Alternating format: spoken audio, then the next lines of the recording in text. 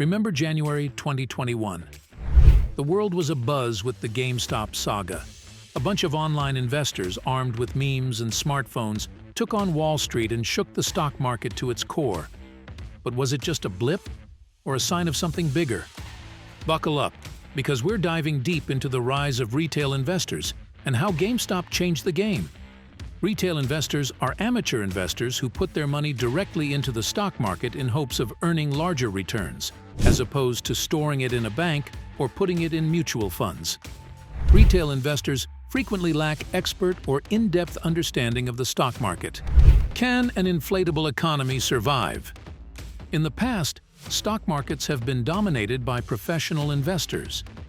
These investors process a ton of information and sometimes make tough investing choices every day. Choosing the best stock among many available can be difficult, especially for novice investors. Retail investing on the rise.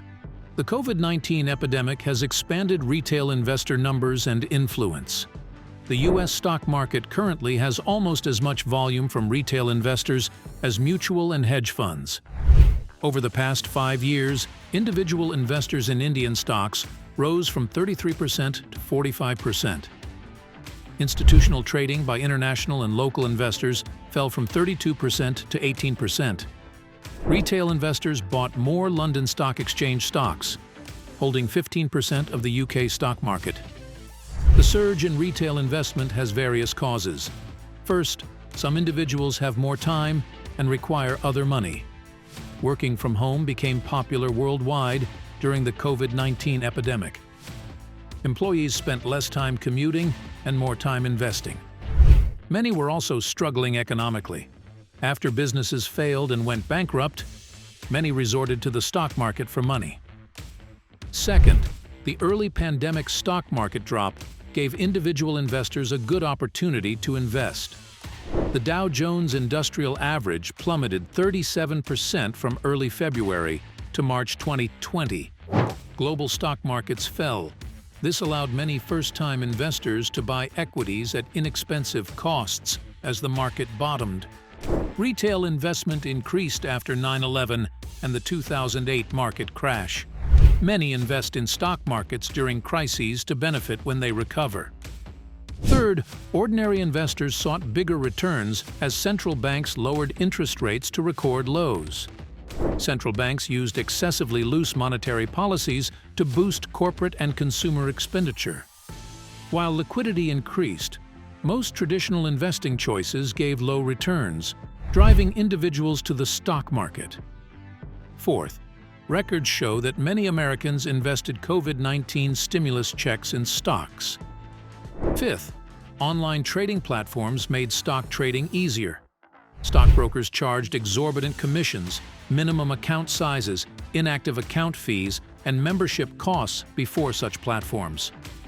Robinhood, Freetrade, and Zerodha made internet trading easy for ordinary investors and disintermediated established stockbrokers. Stock market investing is simpler and cheaper. Finally, forums like Reddit give regular investors stock market knowledge. Retail investors discuss stocks to buy and why on our Wall Street bets. This offers people confidence and guidance to buy equities. Retail investor mentality. Retail investors are market bulls. They are more hopeful than professional investors and younger, with a median age of 35, down from 48 before the epidemic. Unlike more conservative elder and professional investors, younger investors use emotions. Many of these investors have never failed and ignore corporate finances. Young traders go from hot trend to hot trend. They acquired airline and cruise ship shares in March 2020, expecting the economy to recover. Younger retail investors purchase technology and gaming stocks regardless of trends. GameStop, a troubled video game retailer with over 5,000 locations in the U.S., saw retail investors buy its shares in droves in January, making international headlines. Many professional investors shorted the company's shares, hoping to purchase them back later at a lower price.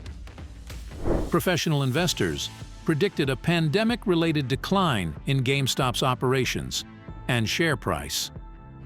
Retail investors disagreed. Retail investors on RR Wall Street Bets encouraged others to acquire GameStop shares, which raised the company's share price by roughly 1,900% in a month. Hedge funds like Melvin Capital Management lost $6 billion shorting GameStop shares. Online trading services like Robinhood purchased most GameStop stock. One of the most obvious stock market power shifts was the GameStop trading frenzy. On August 27th, GameStop's share price was $204.95, down from $347.51 in January, but up from $17.25 at the end of 2020. Retail investors can beat professional investors in the near run. Interestingly, the GameStop saga continues. AMC Entertainment shares soared 2,900% in May and June after Reddit revelations prompted stock purchases.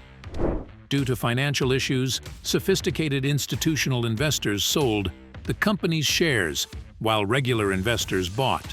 Retail investors on Reddit boosted GameStop and AMC shares, calling them meme stocks. Retail investors are transforming markets. Many firms' share values, especially smaller ones, are more volatile. Many expert investors blame novices' impulsive and unexpected investment for this instability. Social media is rarely fact-checked, therefore speculation and rumor are more prevalent. Social media traps people in echo chambers with like-minded people. This increases stock market volatility by encouraging mob investment. So there you have it, folks.